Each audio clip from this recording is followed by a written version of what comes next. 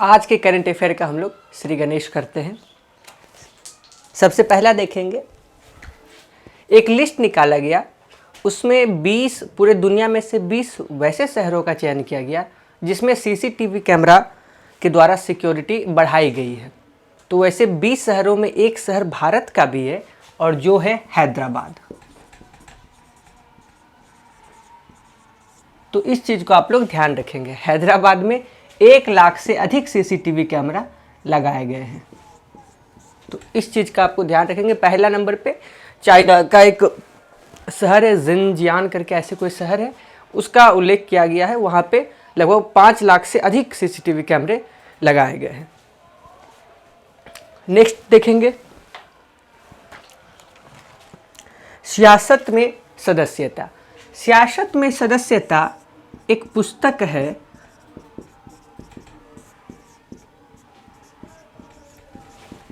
सियासत में सदस्यता। यह पुस्तक लिखा गया है विजय कुमार चौधरी के द्वारा। विजय कुमार चौधरी बिहार विधानसभा के स्पीकर हैं, तो इस चीज़ को आपको ध्यान रखना होगा। सियासत में सदस्यता विजय कुमार चौधरी के द्वारा लिखा गया है। इस पुस्तक में उन्होंने बेसिकली जो नीतीश सरकार का कार्यकाल रहा पिछले 15 सालों का, तो उसका उन्होंने एक शॉर्ट समरी के रूप में दिया है, किस तरह से कानून व्यवस्था में सुधार हुआ, बिहार का कैसे विकास हुआ। तो उन सभी के बारे में उन सभी बातों के बारे में इस पुस्तक में उल्लेख किया गया है। तो 2 चीज़ आप लोग ध्यान रखेंगे, एक तो हैदराबाद और दूसरा, हाँ, इस लिस्ट में हैदराबाद ओवरऑल 16th नंबर पे था। 20 शहरों में यह 16वें नंबर में था, लेकिन भारत के लिए यह सबसे आगे रहा। सेकेंड, सियासत में सदस्यता, यह पुस्तक लिखा गया विजय कुमार चौधरी के द्वारा। नेक्स्ट देखेंगे, लेह में कुशक बकुला रिनपोछे। इसका नाम आप लोग थोड़ा सा ध्यान रखेंगे, कुशक बकुला रिनपोछे। लेह हवाई अड्डा जो है उसका नाम कुशक बकुला रिनपोछे है। आपके मन में सवाल आना चाहिए कि सर हु इज कुशक बकुला रिनपोछे। तो इनकी कहानी काफ़ी इंटरेस्टिंग है। ऐसा कहा जाता है कि गौतम बुद्ध के 16 मतलब नज़दीकी चेले टाइप का, शिष्य टाइप का आप कह सकते हैं कि 16 नज़दीकी शिष्य थे, और उसी एक शिष्य का यह 20वां जन्म है। मतलब 19 बार और वो जन्म लिए और यह उनका 20वां जन्म है, कुशक बकुला रिनपोछे। और इनका कम्युनिटी में काफ़ी नाम भी है, काफ़ी ये सबसे ऊपर रहते हैं। तो इसको ध्यान रखेंगे, कुशक बकुला रिनपोछे के बारे में। कहानी भी काफ़ी इंटरेस्टिंग है इनकी। नेक्स्ट देखेंगे, नेक्स्ट है, भारत का कहना है कि श्रीलंका के कुशीनगर इंटरनेशनल हवाई अड्डे। आपको मालूम है कि उत्तर प्रदेश में कुशीनगर इंटरनेशनल हवाई अड्डा बनाया गया है। तो इसमें भारत सरकार के द्वारा कहा गया श्रीलंका के गवर्नमेंट को कि सबसे पहला जो प्लेन है वो आप हमको भेजिए। इससे ये भारत सरकार कहना चाहते हैं कि जो कुशीनगर है, तो यहाँ से आप श्रावस्ती और गौतम बुद्ध से जुड़े हुए जो पर्यटन स्थल है तो काफ़ी नज़दीक है, 200-250 किलोमीटर के रेंज में पड़ते हैं। तो श्रीलंका एक बुद्धिस्ट कंट्री है, तो इस कारण भारत सरकार के द्वारा ऐसा कहना था कि एक तरह से इन्विटेशन दिया गया श्रीलंका को कि आप प्लेन भेजिए। तो यहाँ पे थोड़ा सा ये आपको ध्यान रखना चाहिए कुशीनगर इंटरनेशनल एयरपोर्ट के बारे में। अगला देखेंगे, ट्रैफिक सिग्नल पर महिला प्रतीक। भारत का बम्बई एक पहला शहर बना जो ट्रैफिक सिग्नल पे अब महिला प्रतीकों का प्रयोग करेगा। व्हाट इज महिला प्रतीक? तो आप लोग कभी अगर जब रोड क्रॉस करते हैं तो आता है लाल रंग का आदमी ऐसे खड़ा रहता है, तो लाल रंग है मतलब कि रुक जाना है, और हरा रंग में ऐसे हो गया तो चलना है। लेकिन आप ध्यान दीजिएगा, उसमें हमेशा एक पुरुष का वो फोटो बनाया रहता है, वो पुरुष टाइप का दिखता है। लेकिन अब बम्बई पहला शहर बन गया भारत का जो अब महिला प्रतीक का भी प्रयोग करेगा। उसमें मतलब ऐसे आपका फ्रॉक पहने हुए एक महिला का भी आपको दिखेगा। बम्बई के पहले 2014-15 में फ्रांस और ब्रिटेन के द्वारा भी, अब तो फ्रांस और ब्रिटेन पूरे देश में लागू हो गया वहाँ पे, लेकिन यहाँ पे बम्बई शहर में इस चीज़ का प्रयोग किया गया। तो इससे जेंडर इक्वालिटी और ये सब को बढ़ावा देने के उद्देश्य से इस कार्य को किया गया है। तो ये एक अच्छा करंट अफेयर हम लोग का बन जाता है। नेक्स्ट ध्यान रखेंगे, फ्लिपकार्ट ने यूपी गवर्नमेंट के साथ एक समझौता किया। उत्तर प्रदेश सरकार का एक काफ़ी महत्वपूर्ण योजना चल रहा है, वन डिस्ट्रिक्ट वन प्रोडक्ट। इसी के तहत वन डिस्ट्रिक्ट वन प्रोडक्ट यानी कि वहाँ के सामान को और अच्छा बाजार देने के लिए, वहाँ के नागरिकों को और अच्छा रोजगार प्रोवाइड करने के लिए यूपी गवर्नमेंट ने फ्लिपकार्ट के साथ संबंध किया है, कॉन्ट्रैक्ट साइन किया है। तो ऐसा आपसे सवाल पूछा जा सकता है कि उत्तर प्रदेश सरकार ने वन डिस्ट्रिक्ट वन प्रोडक्ट को और अधिक बढ़ावा देने के लिए किस ई कॉमर्स वेबसाइट के साथ समझौता किया? तो यहाँ पे आंसर हो जाएगा आपका फ्लिपकार्ट। तो फ्लिपकार्ट का यहाँ पे आंसर आप लोग ध्यान में रखेंगे। आप फ्लिपकार्ट के साइट पे जाएंगे तो आपको वन डिस्ट्रिक्ट वन प्रोडक्ट के तहत आपको प्रोडक्ट मिल भी जाएंगे, तो आप इसको सर्च करेंगे। नेक्स्ट है अलेक्जेंडर लुकासे। अलेक्जेंडर लुकासे का हम लोग यहाँ पे नाम क्यों जान रहे हैं? अलेक्जेंडर लुकासे यह बेलारूस के प्रेसिडेंट हैं और ऐसा कहा जाता है कि यह यूरोप के आखिरी तानाशाह है। थोड़ा सा ये डिक्टेटर टाइप के माने जाते हैं। तो बेलारूस अभी थोड़ा सा न्यूज़ में भी चल रहा है। हालांकि इस पूरे सीरीज़ में जैसे मैंने स्टार्टिंग में बात किया कि मंथ बाय मंथ कवर करेगा, लेकिन ऐसा नहीं है कि हम सिर्फ अगस्त 2021 से लेकर मार्च 2022 तक ही कवर कर रहे हैं। अगस्त 2021 के भी करंट अफेयर को तो कवर कर ही रहे हैं। खासकर कुछ ऐसे करंट अफेयर जो महत्वपूर्ण हो सकते हैं लेकिन थोड़े पुराने भी हैं, 1 आध साल 1.5 साल पुराना भी, तो उसको भी हम लोग साथ में लेके चलते हैं, क्योंकि करंट अफेयर कुछ ऐसे होते हैं जो थोड़े लंबे चलते हैं। अभी आपको और भी वैसे यहाँ पे देखने को मिलेंगे। तो इस कारण अलेक्जेंडर लुकासे को यहाँ पे ध्यान में रखेंगे, क्योंकि बेलारूस और रसिया काफ़ी उनकी अच्छी मित्रता है, तो अभी समाचार में भी है। तो अलेक्जेंडर लुकासे का आप लोग नाम में ध्यान रखेंगे। ये भी पूछा जा सकता है कि किसे यूरोप का आखिरी तानाशाह कहा जाता है, तो इसका भी आंसर होगा अलेक्जेंडर लुकासे। अगला देखेंगे विश्व हाथी दिवस। विश्व हाथी दिवस 12 दिसंबर को मनाया जाता है। 12 अगस्त को मनाया जाता है।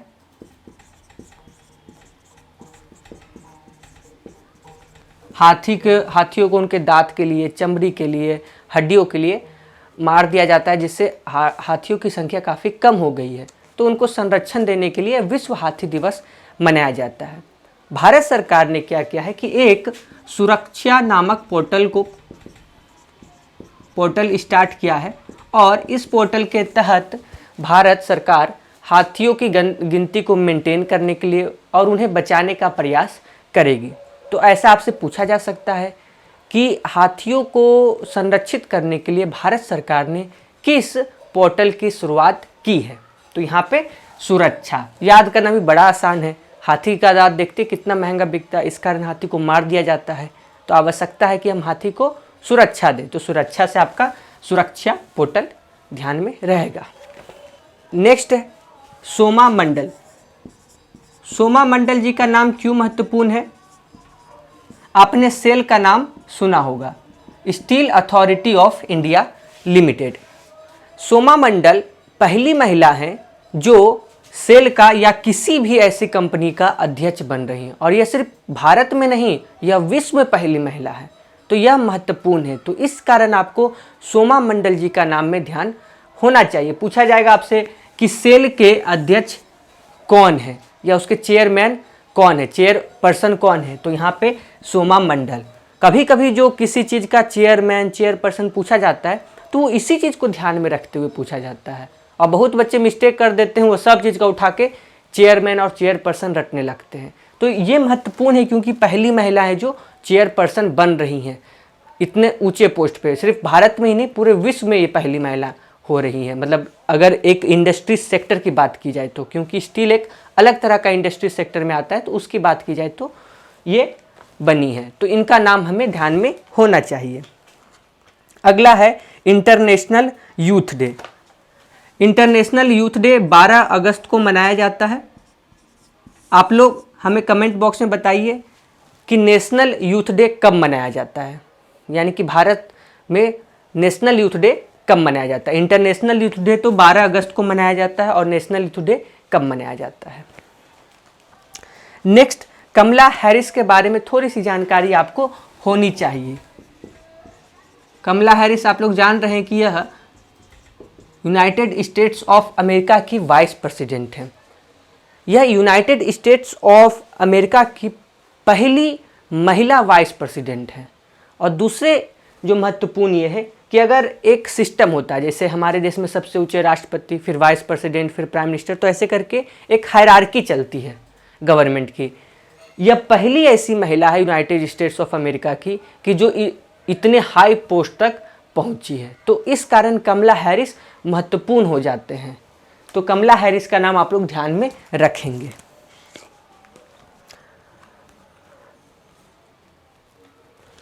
नेक्स्ट हम लोग देखेंगे जनजातीय स्वतंत्रता सेनानी संग्रहालय। जनजातीय स्वतंत्रता सेनानी संग्रहालय से एक चीज़ और आप लोग ध्यान में रखेंगे कि 9 अगस्त को, हर वर्ष 9 अगस्त को विश्व आदिवासी दिवस मनाया जाता है, यानी कि वर्ल्ड ट्राइबल डे। ये इसलिए मनाया जाता है ताकि समाज में थोड़ा सा कुछ लोग ऐसे होते हैं जो अगर आदिवासी को थोड़ा सा कमतर समझते हैं, लेकिन ऐसा नहीं है। उनके पास भी, क्योंकि वो अपने पर्यावरण और पेड़ पौधे के नज़दीक रहते हैं, तो उनमें काफ़ी ज्ञान होता है, वो नेचर को लेके काफ़ी कुछ उनमें जानकारी होती है। तो एक सामंजस्य बैठाया जाए, इसी को ध्यान में रखते हुए यूनाइटेड नेशन के द्वारा विश्व आदिवासी दिवस मनाया जाता है।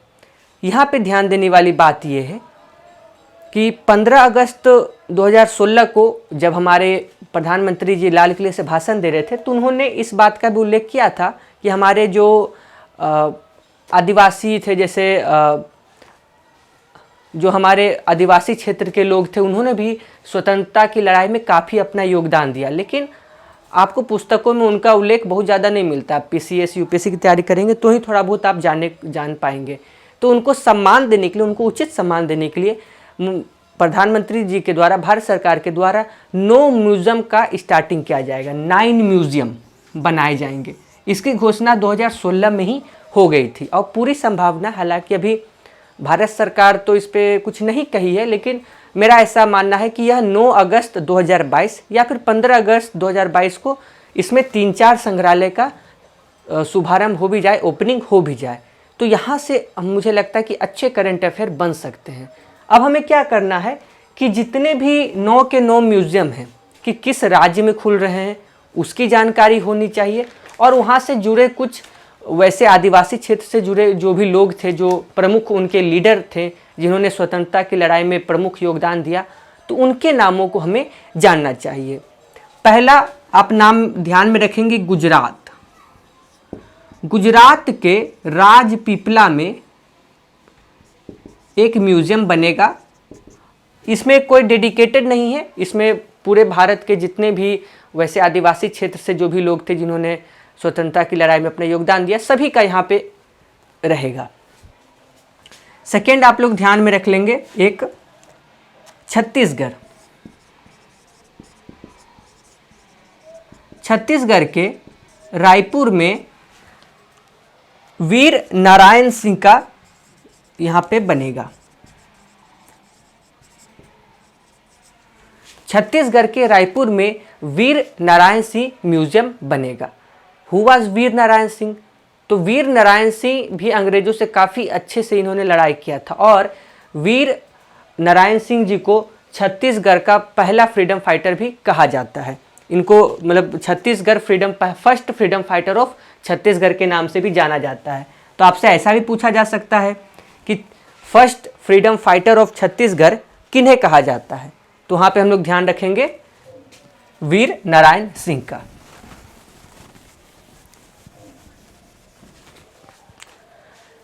नेक्स्ट आप लोग ध्यान रखेंगे झारखंड। झारखंड के रांची में, नाम आप लोग को आइडिया लग ही गया होगा, बिरसा मुंडा। तो बिरसा मुंडा जी के बारे में बताने की ज़्यादा आवश्यकता है नहीं, सभी लोग इनके बारे में भली भांति अवगत होंगे। नेक्स्ट हम लोग देखते हैं आंध्र प्रदेश। आंध्र प्रदेश के लामा सिंघी में एक जगह है, आंध्र प्रदेश में लांबा सिंघी। यहाँ पर जो संग्रहालय बनेगा वह बनेगा अलूरी सीताराम राजू के नाम से।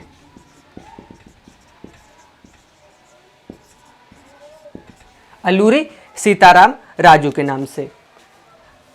मद्रास फॉरेस्ट एक्ट अंग्रेजों के द्वारा 1882 में लाया गया था, और इसके तहत अंग्रेजों ने क्या किया कि फॉरेस्ट को, जंगल को अपने अधिकार क्षेत्र में ले लिया।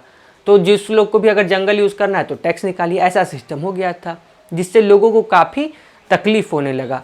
तो इसी के विरोध में अलूरी सीताराम राजू के नेतृत्व में आंध्र प्रदेश में एक आंदोलन चलाया गया जिसे कहा जाता है रंपा रिबेलियन, जिसे कहा जाता है रंपा रिबेलियन। और इन्हीं के सम्मान में आंध्र प्रदेश के लम्मा सिंह में म्यूजियम बनाया जाएगा। तो आप लोग इसका ध्यान रखेंगे, हो सके आपको ऐसा पूछ दे कि रंपा रिबेलियन से कौन जुड़े हुए थे या उसके नेतृत्वकर्ता कौन थे, तो आपको समझ गया, आपको टिक मारना है अलूरी सीताराम राजू पे।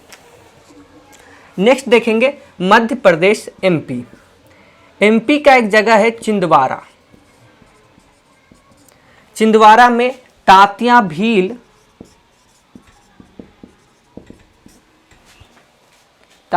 के नाम से एक संग्रहालय बनेगा। आपके मन में आना चाहिए कि हुबास तात्या भील।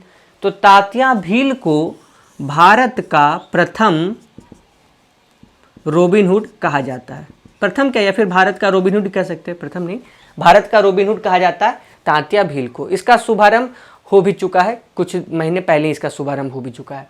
तो इसका आप लोग ध्यान रखेंगे, पूछा जाएगा कि भारत के पहले रॉबिन हुड कौन थे, तो यहाँ पे नाम याद रखेंगे तात्या भील। या भील जनजाति से जुड़े हुए थे। इनका म्यूजियम बन रहा है मध्य प्रदेश के छिंदवाड़ा में। नेक्स्ट देखेंगे केरल के कोझिकोडे में। केरल के कोझिकोडे में थालाकल चंदू, केरल के कोझिकोडे में थालाकल चंदू जी के नाम से एक म्यूजियम बना जाएगा। कोझिकोडे कहाँ पड़ता है? राहुल गांधी वायनाड से सांसद चुने गए हैं, तो ये कोझिकोडे वायनाड में ही पड़ता है। थालाकल चंदू कौन थे? ये उस टाइम में यहाँ पे एक राजा हुआ करते थे, लेकिन राजा एक टाइटल वो रखते थे फांसी।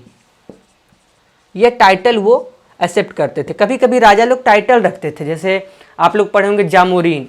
तो जामोरीन राजा का नाम नहीं है, वह एक टाइटल है, वह एक वंशागुणत टाइटल वहाँ के लोग रखते थे, राजा का नाम कुछ और था। तो इसी तरह फांसी एक टाइटल रखते थे वहाँ के जो राजा थे, वायनाड के उस टाइम जो राजा थे। तो अंग्रेजों ने कहा कि ठीक है आप राजा हैं, लेकिन अब आप राजा नहीं हैं, अपना बोरिया बिस्तर उठा के चल दीजिए। और जिसके खिलाफ विद्रोह हुआ और जो राजा की सेना थे उसके जो नेतृत्व करता थे वो यही थे थालाकल चंदू, एक तरह से उनके कमांडर इन चीफ थे। तो इस कारण थालाकल चंदू और काफ़ी अच्छा टक्कर दिए, लेकिन यही था, ये लोग जनजातीय थे तो ये लोग तीर धनुष से लड़े और अंग्रेज आ जाए गोली बंदूक लेके तो टिक नहीं पाते थे। तो इनका नाम आप लोग ध्यान रखेंगे, थालाकल चंदू, केरल, कोझिकोडे। नेक्स्ट देखेंगे मणिपुर में एक जगह है मखाल विलेज। मखाल विलेज में जो म्यूजियम बन रहा है वह सेनापति रानी गाइडिनलू, इनका नाम है सेनापति रानी गाइडिनलू। तो इनके नाम को आप लोग ध्यान रखेंगे कि मणिपुर के मखाल विलेज में जो म्यूजियम बनेगा वह सेनापति रानी गाइडिनलू के नाम से बनेगा। हु वाज रानी गाइडिनलू? तो रानी गाइडिनलू नागा समुदाय से जुड़ो, तो मणिपुर नागालैंड तो बाद में अलग हुआ, पहले तो सब एक ही था। तो इन्होंने विद्रोह किया अंग्रेज के खिलाफ। इनका जन्म 1933 में माना, इनका जन्म शायद 1923 के आसपास माना जाता है और 1974 में इनकी मृत्यु हो गई। तो यह स्वतंत्रता सेनानी एक तरह से थे जब क्विट इंडिया मूवमेंट और ये सब चल रहा था। कुछ कथाएं ये भी कहती हैं कि जब आज़ाद हिंद फौज उधर से जब इंटर करी तो शुरू में ठीक है उनका पोजीशन अच्छा था, लेकिन बाद में जब जापान कमज़ोर पड़ गया तो आज़ाद हिंद फौज को पीछे हटना पड़ा। तो इन्होंने आज़ाद हिंद फौज के सदस्यों का मदद भी किया, उन्हें बचाने का प्रयास भी किया। तो इस कारण इनका नाम प्रमुख है। इनका ये जो रानी है, रानी टाइटल यह जवाहरलाल नेहरू के द्वारा दिया गया था। तो इस चीज़ को भी आप लोग ध्यान में रखेंगे। और यहाँ पे आपका लास्ट बच जाता है तेलंगाना हैदराबाद। एक हैदराबाद में संग्रहालय खोला जाएगा, यह रामजी गोंड के नाम से खोला जाएगा। यह रामजी गोंड के नाम से खोला जाएगा। तो ये तो बात हो गई कि ठीक है हमने सभी को देख लिया। आपको करेंट अफेयर के उद्देश्य से बस हल्का हल्का नाम याद रखना है, ताकि आए तो हम टिक मार दें। जैसे कि उदाहरण के तौर पे गुजरात के राजपीपला में, ये तो एक ओवरऑल खोला जाएगा, ये मतलब वहाँ पे सभी जनजातियों का उल्लेख किया जाएगा, कोई ऐसा विशेष यहाँ पे नहीं है। छत्तीसगढ़ के रायपुर में वीर नारायण सिंह। जब भी आपको कहें कि छत्तीसगढ़, तो आपको एकदम ध्यान मिलाना कि हाँ सर, मेरा एगो दोस्त था छत्तीसगढ़ का, वो बहुत वीर था, वो एकदम शेरों से भिड़ जाता था। तो आप छत्तीसगढ़ से वीर आराम से याद रख लेंगे, और छत्तीसगढ़ का कैपिटल है रायपुर, तो ये भी आपको याद हो जाएगा। नेक्स्ट देखेंगे झारखंड रांची बिरसा मुंडा, तो ये तो क्लियर है, इसमें याद करने की कोई दिक्कत भी नहीं है। नेक्स्ट है आंध्र प्रदेश में अलूरी सीताराम राजू।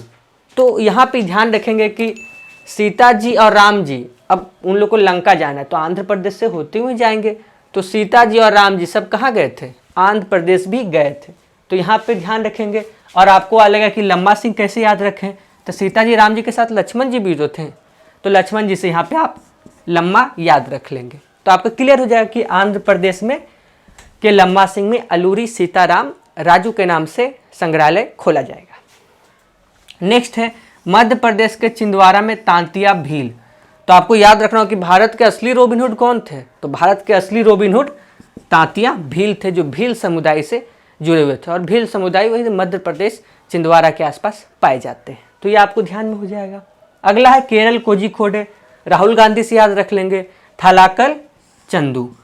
अब क्या, राहुल गांधी का उम्र भी हो गया, तो थोड़ा सा बाल उड़ गया है, तो ध्यान रख लेंगे कि अब तो टकले हल्का हल्का हो रहे हैं, तो टकला से आप याद रख लेंगे थालाकल, ठीक है। और जब चांद भी तो दिखने लगता है ना, आदमी टकला हो जाता है, तो आप थालाकल चंदू याद रख लेंगे केरल के कोझिकोड में। और राहुल गांधी सांसद भी वायनाड से हैं, तो चलिए राहुल गांधी आपको 1 नंबर तो दिला ही देंगे। नेक्स्ट देखिए मणिपुर के माखाल विलेज में सेनापति रानी गाइडिनलू, तो ये तो बहुत आसानी से याद हो जाएगा, क्योंकि फीमेल है, एक इन सभी में ओनली लेडीज़ यही हैं। और नेक्स्ट है हैदराबाद में रामजी गोंड, तो ये भी याद करने का बड़ा आसान है। हैदराबाद यानी कि असुद्दीन ओवैसी, और आपको पता है कि असुद्दीन ओवैसी राम जी का कितना बड़ा फैन है, तो आपको याद हो जाएगा कि हैदराबाद में रामजी गोंड के नाम से संग्रहालय खोला जाएगा। नेक्स्ट देखेंगे positive pay. What is positive pay? ये हल्का सा आपको इकोनॉमिक्स के क्षेत्र में भी आ सकता है।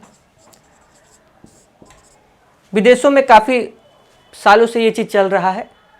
आरबीआई के द्वारा एक नया सिस्टम लाया गया पॉजिटिव पे। मतलब जैसे कोई आदमी को अगर चेकबुक मिलता है, तो पहले आप बैंक में दे सकता है कि हाँ इससे ऊपर अगर जाएगा तो हम अपना पॉजिटिव पे यूज़ करेंगे। फॉर एग्जांपल, जैसे हम किसी ने चेकबुक लिया और वो अपना 5 लाख का लिमिट रख देता है, तो अगर किसी को वह 5 लाख से नीचे का चेक देता है, तो बंदा जाएगा आराम से, उसका चेक इन कैश हो जाएगा। लेकिन अगर वह किसी को 5 लाख से ऊपर का अगर देता है चेक, तो बैंक उसका सैंक्शन नहीं करेगी। बैंक पहले पूछेगी इससे कि हाँ आपने क्या इस व्यक्ति को, इस नाम का ये चेक है आपका, क्या आप उसको दिए हैं, और तब ये पास करेगा, तब फिर वो वेरीफाई होगा। तो इससे क्या होगा, जो चेक से फ्रॉड होते हैं वो रुकेंगे, क्योंकि आज चेक से काफ़ी लोग फ्रॉड कर लेते हैं, नकली चेक बना लिए, साइन कॉपी मार के और निकाल देते हैं। तो इससे चेक फ्रॉड को रोकने के लिए पॉजिटिव पे लाया गया है। तो यह एक नया प्रयास है। ऐसा आपसे पूछा जा सकता है कि चेक फ्रॉड को रोकने के लिए आरबीआई ने क्या प्रस्ताव रखा या आरबीआई ने कौन सा सिस्टम लाया, तो यहाँ पे पॉजिटिव पे। अगले याद रखेंगे world organ donation day. World organ donation day 13 अगस्त को मनाया जाता है। हालांकि ये महत्वपूर्ण नहीं है, ऐसा कुछ सवाल तो नहीं देखे पीटी में पूछते हुए, लेकिन आपको ध्यान होना चाहिए कि भारत में हर वर्ष 5 लाख लोग अंगों की कमी से मर जाते हैं। मतलब अंग फेल हो गया लेकिन उनको सही ऑर्गन नहीं मिल पाया तो उनकी मृत्यु हो जाती है। तो वर्ल्ड ऑर्गन डोनेशन डे के द्वारा लोगों में जागरूकता ऐसे फैलाने का प्रयास किया जाता है कि आप अपने अंगों का दान किए, अंगदान कीजिए, अंगदान महादान, ऐसे करके आप एडवर्टाइजमेंट भी सुनते होंगे। तो आज के लिए हम लोग करेंट अफेयर यहीं तक रखते हैं।